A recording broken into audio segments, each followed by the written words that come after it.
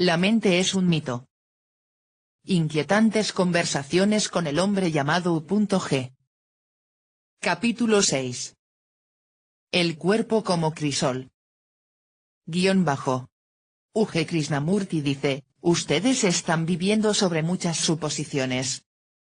La primera suposición es que creen que todos los seres humanos son exactamente iguales. Yo mantengo que no hay dos individuos iguales. Sus intentos por encontrar el máximo denominador común es autodestructivo.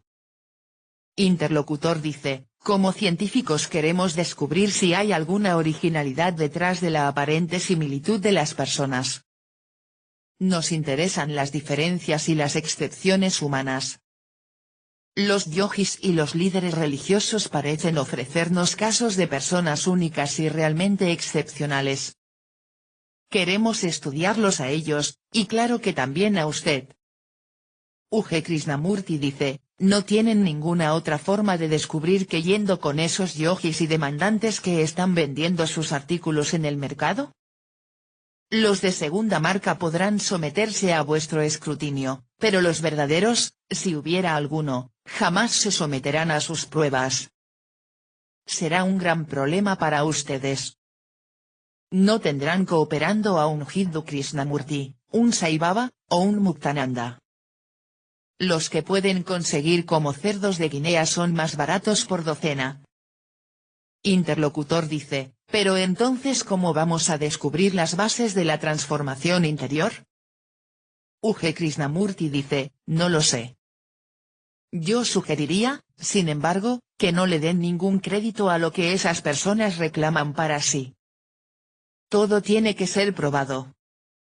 Interlocutor dice, ese es el punto, tratamos de encontrar una forma de probar su credibilidad sobre una base científica. Queremos aplicarles el método científico. U.G. Krishnamurti dice, me temo que están cometiendo un tremendo error al darle alguna consideración a lo que esta gente reclama. Interlocutor dice, lo único con lo que podemos trabajar es con las estadísticas y los datos de lo que llamamos normalidad, y nada más. U.G. Krishnamurti dice, las soluciones a este problema, como al resto de sus problemas, tiene que venir de usted, no de esos yogis y meditadores. Podrían estar cometiendo un tremendo error. Eso es lo que les digo a los psicólogos occidentales también. No tienen una relación objetiva con los datos y el conocimiento que recolectan. Su constante interpretación de los datos significa que están involucrados en lo que estudian, no hay una entidad separada. Es el interpretador lo más importante. Interlocutor dice, pero, por supuesto, es posible y necesario estudiar al hombre. U.G. Krishnamurti dice, el hombre tiene que entenderse a sí mismo primero. ¿Lo ayudarán en eso sus datos y conocimientos, y las teorías que extraen de ellos? Desde el punto de vista del conocimiento, no hay forma de comprenderse a sí mismo. La computadora nunca se pregunta a sí misma, ¿cómo funciono? ¿Cómo es que soy una computadora? Comprenderse a sí mismo de verdad requiere no solo la mera acumulación de datos, sino un salto cuántico. Me gusta usar el ejemplo de la física newtoniana. Dentro del contexto newtoniano, las cosas funcionan de cierta forma. Eventualmente, llega otro científico capaz de derribar las suposiciones newtonianas y entonces logra percibir una dimensión de la física completamente nueva. Igual a como los principios newtonianos eventualmente se volvieron estrechos y asfixiaban el pensamiento creativo, así también sus datos acerca de la originalidad humana impiden que mire a las cosas, y a usted mismo, como algo nuevo. Me gusta el ejemplo de Picasso. Él tenía el mismo problema, quería recorrer nuevos caminos, encontrar técnicas nuevas. Lo logró y eventualmente se volvió maestro de otros. Artistas muy baratos hoy están imitando su estilo. De manera que, un día, la física einsteiniana tendrá que ceder el paso a un nuevo sistema de conocimiento. Yo sostengo que la naturaleza trata de crear un individuo único cada vez que se crea algo. La naturaleza no parece usar nada como modelo ni anda en busca de replicar a algún espécimen viviente. Una vez que perfeccionó a un individuo único, ese individuo queda descartado del proceso evolutivo y la naturaleza ya no se interesa en él, si vive o muere, se reproduce o se vuelve un inmortal. Es por eso que sea yo lo que fuere, o diga lo que dijera, no se puede hacer de nuevo. De esta forma, no siendo posible la transmisión, no tiene valor social. Yo no le sirvo a la naturaleza, y tampoco a la sociedad. Utilizando como modelos a Jesús, a Buda, o a Krishna hemos destruido la posibilidad de que la naturaleza produzca individuos únicos. Aquellos que recomiendan que se olvide de su originalidad natural y sea como alguien más, no importa cuán santa pueda ser esa persona, lo está poniendo en la senda equivocada. Es como el ciego guiando al ciego. Cuando tratan con estos yogis y hombres santos, el primer error que cometen es tratar de relacionar la forma en que ellos funcionan con la forma en que ustedes funcionan. Lo que ellos describen podría no tener relación con la forma en que ustedes funcionan en absoluto. La originalidad no es algo que se puede producir en una fábrica. Lo único que le interesa a la sociedad es el status quo y ha presentado a todos estos así llamados individuos especiales para que tengan modelos que seguir. Usted quiere ser como ese tipo, el santo, el salvador, o el revolucionario, pero eso es una imposibilidad. Su sociedad, que solo está interesada en sacar copias de modelos aceptables, se ve amenazada por la verdadera individualidad porque ella amenaza su continuidad. Una persona en realidad única, no teniendo punto de referencia cultural, jamás sabría que es única. Interlocutor dice. Pero no es posible que la sola presencia de una persona única, un individuo totalmente florecido, pueda ser de alguna ayuda para otros, no en el sentido de proporcionar un modelo, sino probablemente en disparar algún cambio y originalidad en otros. U.G. Krishnamurti dice, yo digo que no. Porque el individuo único no puede reproducirse ni física ni espiritualmente, la naturaleza lo descarta como inútil. A la naturaleza solo le interesa reproducirse, y de tanto en tanto producir un modelo esporo o un espécimen único. Este espécimen, no siendo capaz de reproducirse, terminó su historia con la evolución, y no le interesa ponerse como modelo de otros.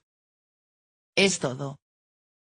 Interlocutor dice, ¿no siente que ese acto de la naturaleza produciendo algo único es el florecimiento de la originalidad del individuo?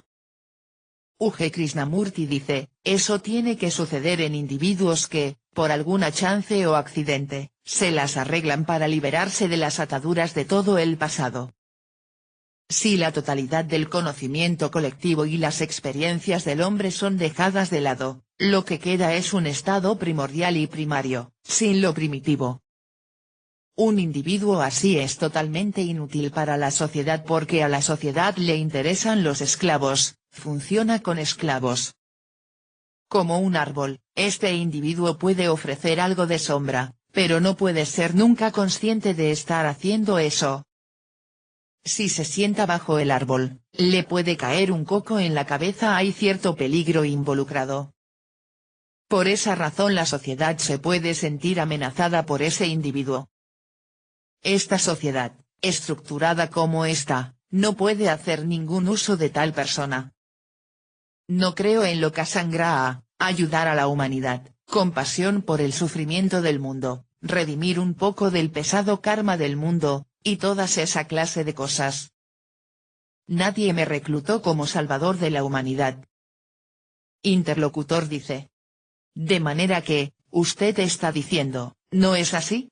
Que ningún enfoque científico, ningún enfoque de los yogis, ningún enfoque meditativo, puede tener alguna relación con la originalidad y la libertad de la que habla, ¿es así?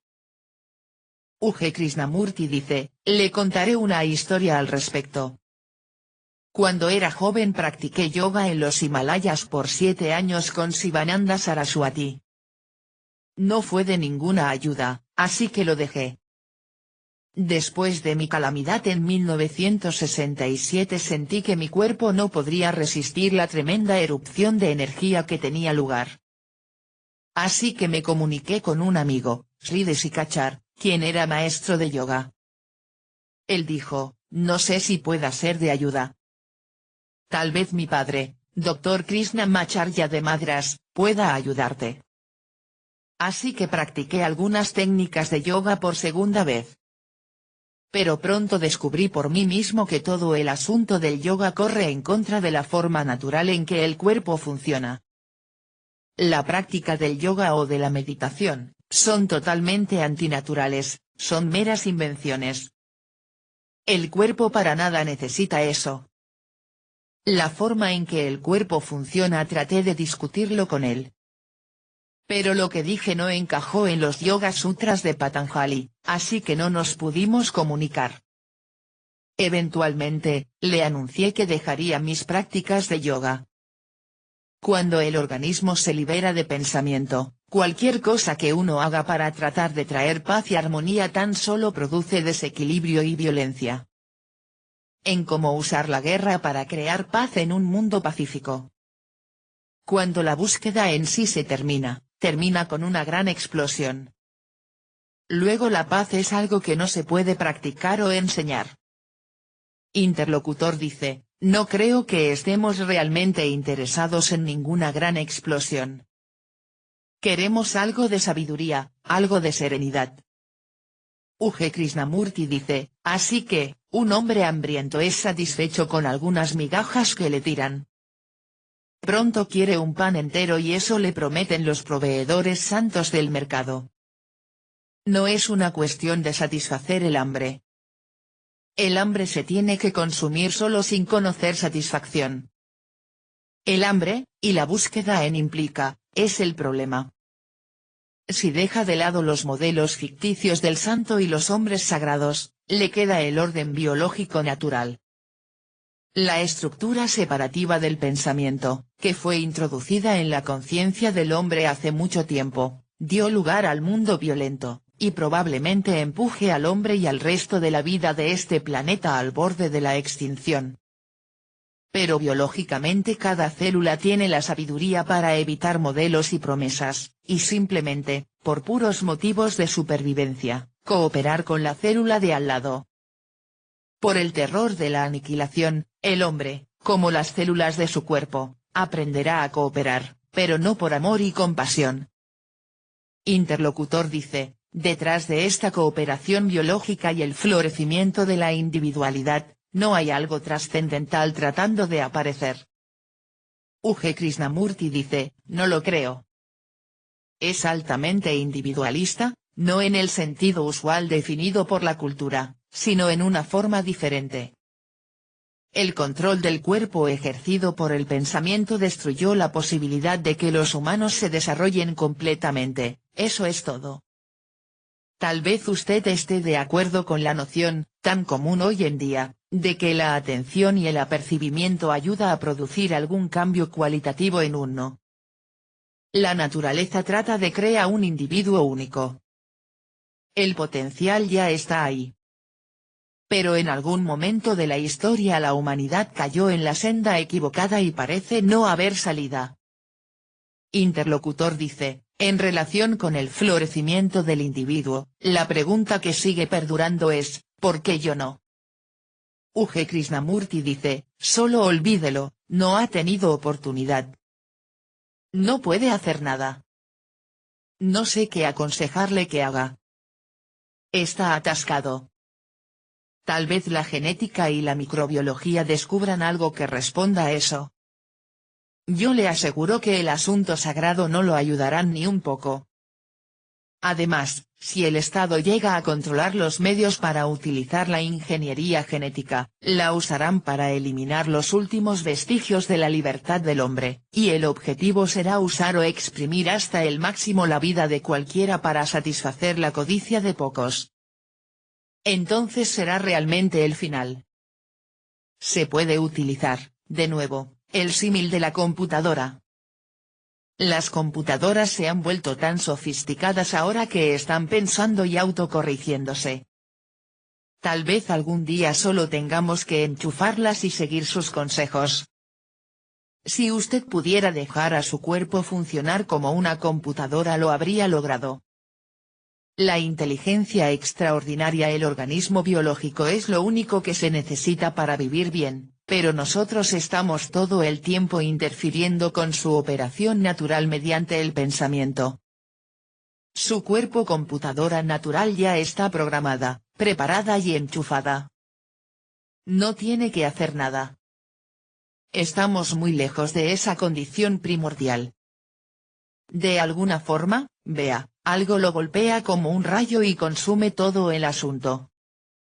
Este hombre entonces no es más ni un pecador ni un santo, está muy afuera del contexto social. Interlocutor dice, de manera que, todo lo que podemos practicar, si esa es la palabra, es no interferir. U.G. Krishnamurti dice, tratar de no interferir implica que está esperando que algo maravilloso suceda. Tal espera impide la posibilidad de que algo suceda. Le digo todo esto por mi propia experiencia. Durante 49 años busqué a un hombre llamado U.G. Toda la cultura me puso en el camino equivocado. Probé con los gurús muertos y también con los vivos.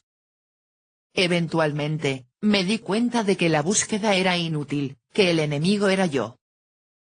Ahora todo el conocimiento y la búsqueda que engendró, han sido expulsado de mi sistema completamente.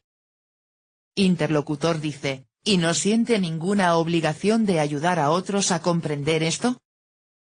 Usted podría tener fama, riqueza, y ser venerado por tanta gente que tiene urgencia de alguien como usted. U.G. Krishnamurti dice, no es un artículo comercializable, señor. Es simplemente la ausencia de un requerimiento falso que ha sido puesto dentro por la sociedad y la cultura. El requerimiento de cambiarse uno mismo y el mundo se van del sistema juntos. No soy ni antisocial ni muy agradecido a la sociedad. No siento el deber de cumplir ningún papel en esta sociedad ni de ayudar a los hombres que me rodean. Toda esa clase de cosas son basura. Interlocutor dice, así que querer cambiar el mundo, no importa cuán noble se pueda sentir uno al respecto, es una actividad egocéntrica. ¿Es eso lo que dice? U.G. Krishnamurti dice, el hombre que está tratando de liberarse del mundo, o de lo que él llama maldad, es en verdad el más egoísta de los hombres. La destructora percepción que finalmente surge en uno es que no hay ningún ego en absoluto. Esta percepción destruye todo con una fuerza tremenda cuando lo golpea. No es una experiencia que se pueda compartir con otro. No es una experiencia en absoluto. Es una calamidad en la cual ambos, la experiencia y el experimentador, se terminan. Un hombre en tal estado no escapa a la realidad y no tiene tendencias románticas. No alberga ninguna noción humanística acerca de salvar al mundo, porque sabe que todo lo que se haga por salvarlo refuerza aquello de lo cual se lo quiere salvar. Sabe que no hay nada que uno pueda hacer. Interlocutor dice, pero tenemos que seguir viviendo y actuando. ¿Cómo podemos concebir alguna acción que no refuerce el caos de la sociedad? U.G. Krishnamurti dice, eso es solo otro concepto. Sus acciones y las consecuencias de esas acciones forman un solo evento. Es el pensamiento lógico de causa y efecto el que le impone una secuencia a los eventos. La repentina evidencia de luz y el movimiento del interruptor que la precede son en realidad una cosa, no dos. Aparecen ante usted como dos o más eventos solamente porque el tiempo ha creado un espacio entre los dos. Pero el espacio y el tiempo, aparte de las ideas de tiempo y espacio, no existen en absoluto. La creación y la destrucción están sucediendo al mismo tiempo. El nacimiento y la muerte del pensamiento suceden simultáneamente. Es por eso que insisto en que no hay muerte en absoluto. Incluso el cuerpo no muere, puede cambiar de forma pero no desaparece. Porque la muerte realmente no existe, es imposible para usted experimentarla, no hay manera de que usted mida la sensación de estar muerto. Lo que sí experimenta es el vacío que siente cuando desaparece el cuerpo de alguien que muere, pero al muerto, eso no puede importarle. La muerte nunca se puede experimentar y por cierto tampoco el nacimiento. En su estado natural, donde al cuerpo se le permite funcionar sin la interferencia del pensamiento, el nacimiento y la muerte se suceden todo el tiempo. Interlocutor dice, en este estado natural del que habla, hay entidades psicológicas, personalidades, egos, yoes, o alguna identidad en absoluto. U.G. Krishnamurti dice, no hay personas, y no hay espacio interior para crear un yo. Lo que queda, luego de que la continuidad del pensamiento se destruye, es una serie de interacciones independientes y disasociadas. Lo que sucede en el ambiente que me rodea, sucede aquí dentro. No hay división. Cuando se quita la armadura que está usando alrededor suyo, descubre una extraordinaria sensibilidad de los sentidos que responde a las fases de la luna, el paso de las estaciones, y los movimientos de los demás planetas. Simplemente no hay aquí ninguna existencia separada y aislada, solo el latido de la vida, como el de una medusa. Interlocutor dice, ¿podría describir un poco más este recurrente proceso de muerte que usted atraviesa?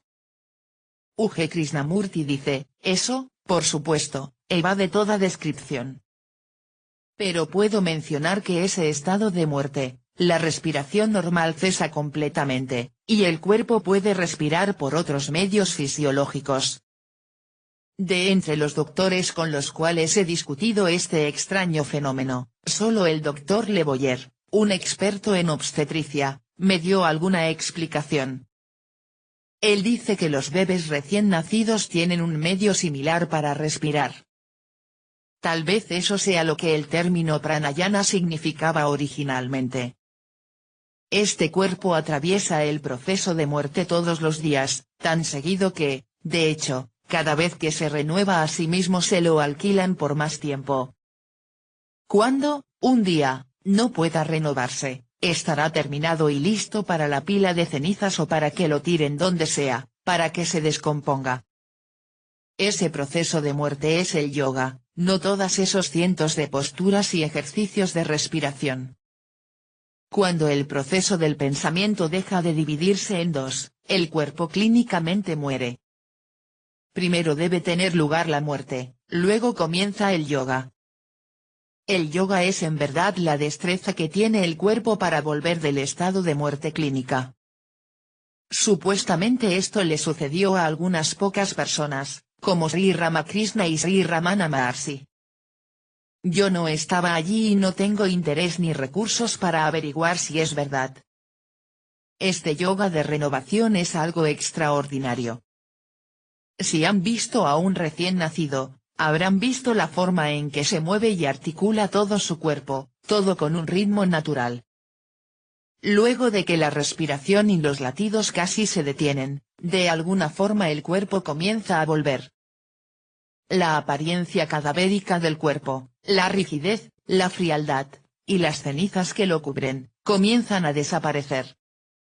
El cuerpo se calienta y comienza a moverse, y el metabolismo, incluyendo el pulso, se restablecen. Si usted, por pura curiosidad científica, deseara examinarme, yo no estaría interesado.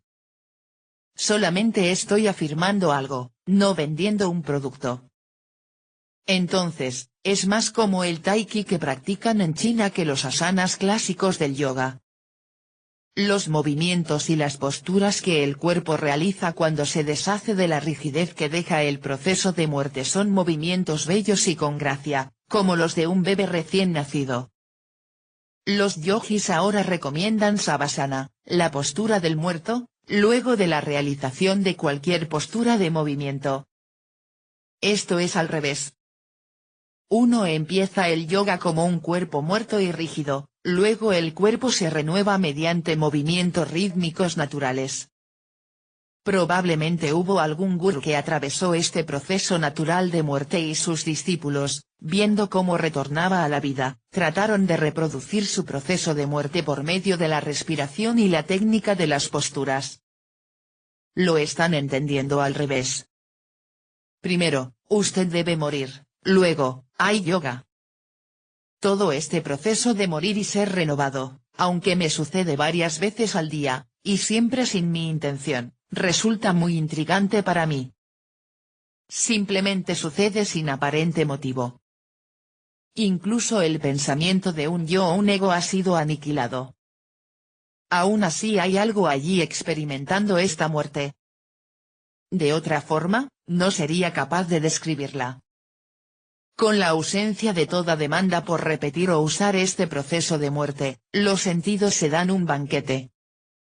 La respiración, ya no más bajo la dominación de la estructura separativa del pensamiento, puede responder de manera total al ambiente físico.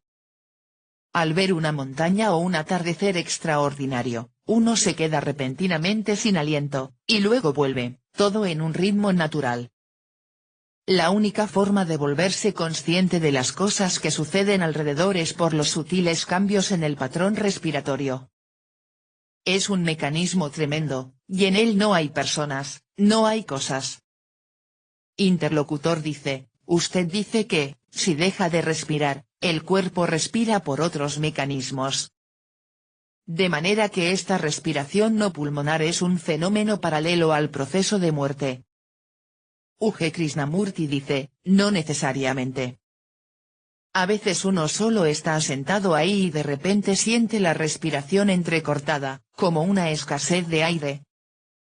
Es como un segundo aliento. Los yogis tratan de alcanzar este segundo aliento mediante diversas prácticas. También los corredores de atletismo. Si mira a los corredores verá que tienen que traspasar una pared de cansancio total y falta de respiración. Una vez pasada la pared corren con un segundo aliento. Es muy parecido a lo mío. Pero incluso eso termina, y finalmente la respiración se detiene por completo y el cuerpo deja de lado los pulmones, respirando solo con el pulso del cuerpo. Algunas veces, cuando no hay nadie con quien hablar, me siento y dejo que todas esas cosas extrañas pasen. Interlocutor dice, ¿no han tratado los doctores occidentales de describir esos cambios glandulares que acompañan este proceso de muerte? U.G. Krishnamurti dice, sí, pero hay muy poca comprensión de este tipo de cosas en los anales de la medicina occidental. Un informe, escrito por Dr. Paul Lin de los Estados Unidos, remarca la diferencia en la forma en que mi glándula timo funciona. Pero hay otras glándulas que también están afectadas, la pineal, la pituitaria, y otras. La glándula pineal, que controla todo el movimiento, la respiración, y la coordinación del cuerpo, está muy afectada.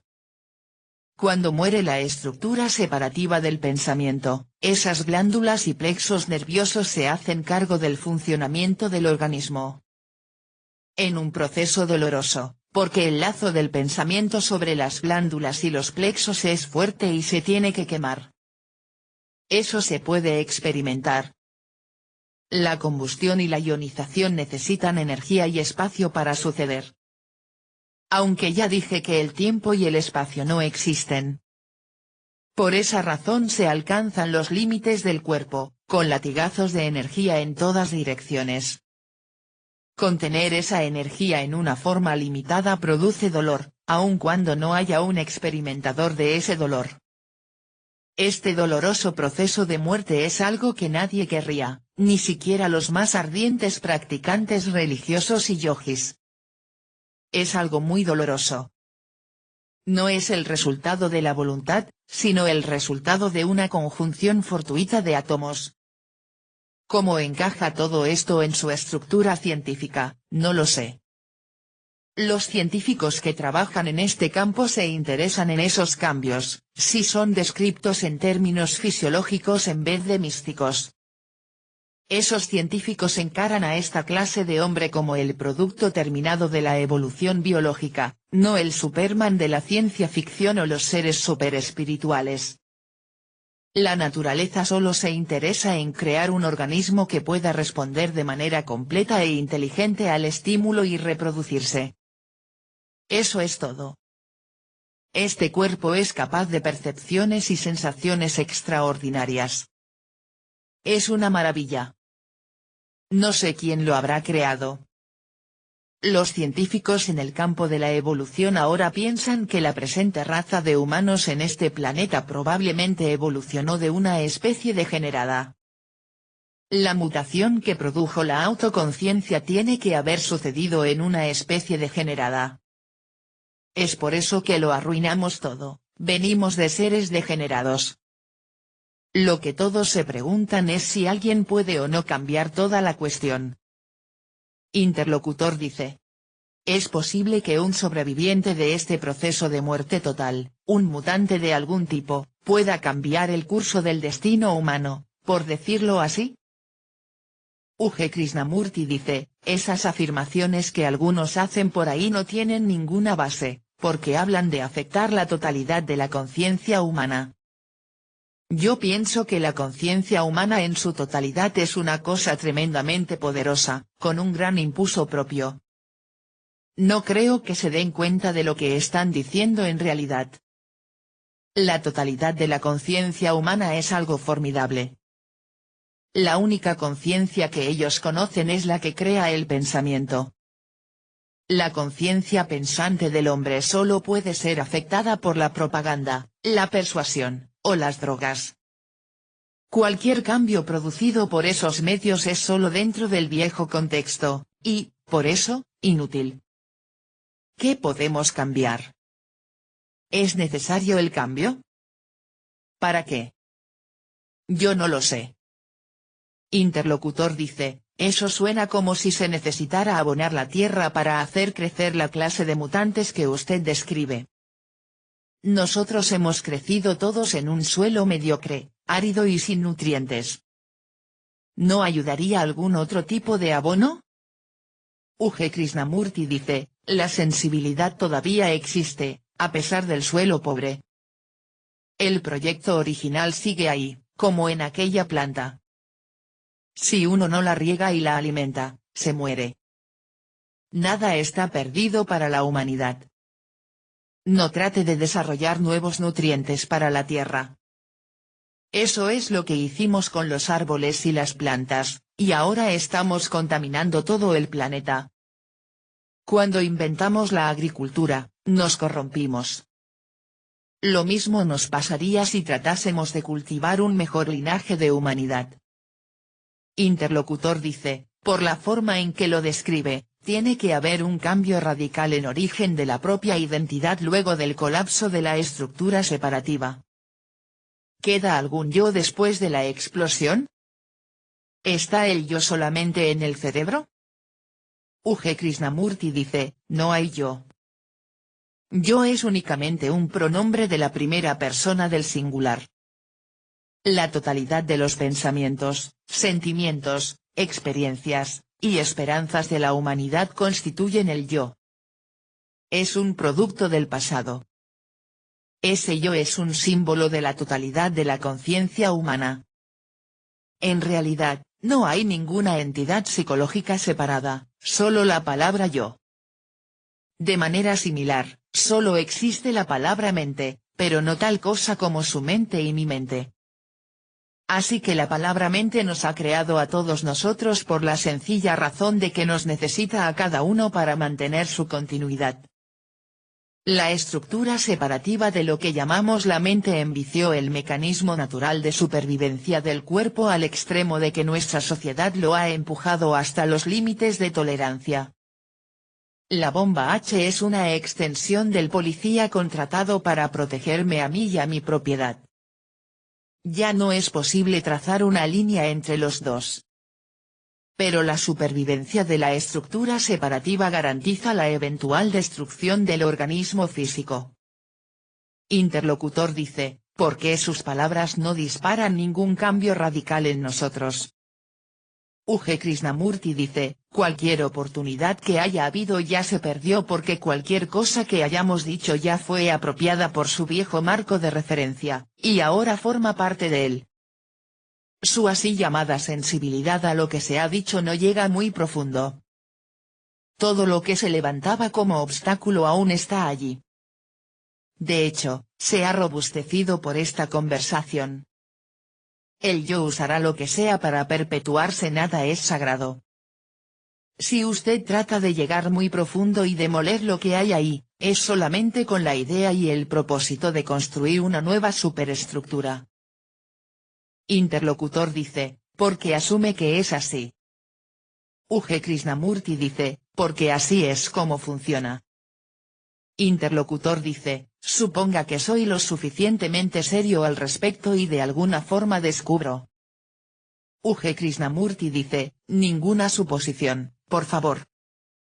Lo que me pasó no tiene causa, tan solo pasó.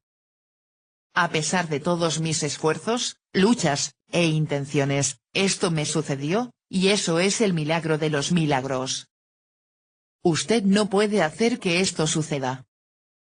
No es un asunto de imitación porque cuando esto lo golpea, lo hace en un momento y lugar jamás tocado antes por la vida. No es en absoluto una experiencia, y, por ello, no se puede comunicar o transmitir. No es algo que uno comparte. Este es un pájaro extraño, eso es todo. Lo único que puede usted hacer es ponerlo en un museo y mirarlo, pero nunca lo podrá duplicar o compartir. Interlocutor dice, es aterrador pensar en vivir sin un centro, un yo, un punto de referencia. U.G. Krishnamurti dice, el punto de referencia, el yo, no puede ser eliminado mediante su voluntad. En última instancia, es su programa genéticamente predeterminado, su código. Liberarse de ese destino genético miserable, tirar el código al diablo, requiere un coraje tremendo. Tiene que dejar todo de lado para encontrarlo. Su problema no es cómo sacarle algo a alguien, sino cómo rechazar todo lo que alguien le ofrezca. No hay, de hecho, ningún cómo para esto. Esto requiere un valor que viene antes que el coraje, pues su existencia implica la ocurrencia de algo grandioso, lo imposible. Por más cultivado que esté, por más mansedumbre o coraje que tenga, nada lo ayudará en absoluto. No hay nada que pueda hacer, porque esto involucra a todo el ser, y cualquier cosa que usted haga es fragmentario, parcial. Tiene que quedarse sin ayuda. Cuando me siento aquí los ojos están abiertos, todo mi ser son esos ojos. Es una tremenda vista panorámica, y todas las cosas pasan a través de uno. La mirada es tan intensa y libre de distracciones que los ojos nunca parpadean y no queda lugar para un yo que esté mirando. Todo se mira en mí, no al revés. Así como es con los ojos, igual es con los demás sentidos, teniendo cada uno su carrera independiente. La respuesta sensual, que es lo único que hay ahí, no es modificada, censurada o coordinada, sino dejada en paz para vibrar en el cuerpo. Hay una cierta coordinación que surge cuando el organismo tiene que funcionar para sobrevivir y para operaciones mecánicas suaves. La coordinación llega solamente hasta donde es esencial para responder a una determinada situación. Luego las cosas vuelven a su ritmo independiente y discontinuado. No traduzcan lo que estoy diciendo como dicha, éxtasis, o iluminación. Es en realidad una situación incomprensible y atemorizante. No tiene nada que ver con las así llamadas experiencias místicas o trascendentales. No veo absolutamente ninguna razón para darle a esto alguna inclinación religiosa o espiritual. No estoy describiendo nada más que un simple funcionamiento fisiológico del organismo humano. Aunque esto no está aparte de la naturaleza, nunca encontrará cabida en un estudio sobre la naturaleza ni en ninguna forma de conocimiento científico. Interlocutor dice, ¿así que tiene que rechazarlo todo? U.G. Krishnamurti dice, no rechazar. Lo que rechazan, y el rechazar en sí, no tienen ninguna relevancia para la verdadera forma en que su organismo está ahora funcionando. Cuando eso se ve claramente, no queda nada que rechazar o renunciar. Ustedes están preparados para rechazar para poder obtener, eso es todo. Vuestros Upanishads dicen que esto tiene que ser el objeto de sus más profundos deseos. Pero yo afirmo, por el contrario, que el deseo en sí tiene que morir. Es la búsqueda en sí, no importa cuán noble pueda pensar que es, lo que lo perturba. Olvídese de los pequeños e insignificantes deseos que le aconsejaron controlar. Cuando se deshace del deseo de los deseos, los otros no tienen importancia. Interlocutor dice, no dice eso porque lo que le sucedió no puede ser apreciado científicamente en toda su plenitud, ¿verdad? U.G. Krishnamurti dice, ciertamente no.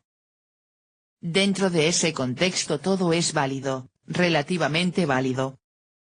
Pero la realidad que quieren estudiar es una construcción de la psiquis o el yo, y por mi parte taxativamente los niego a ambos. De esa forma, su búsqueda de realidad, de autenticidad psicológica, y autorrealización no tiene sentido para mí. Son el producto de personas con miedo.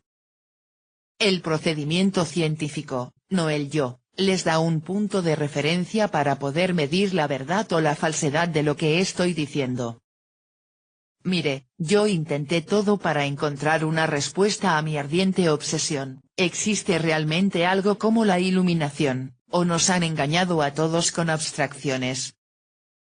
Esa total frustración y completo fracaso en contestar esa pregunta produjo una intensidad. El primer tercio de mi vida lo pasé en la India entre teósofos, J.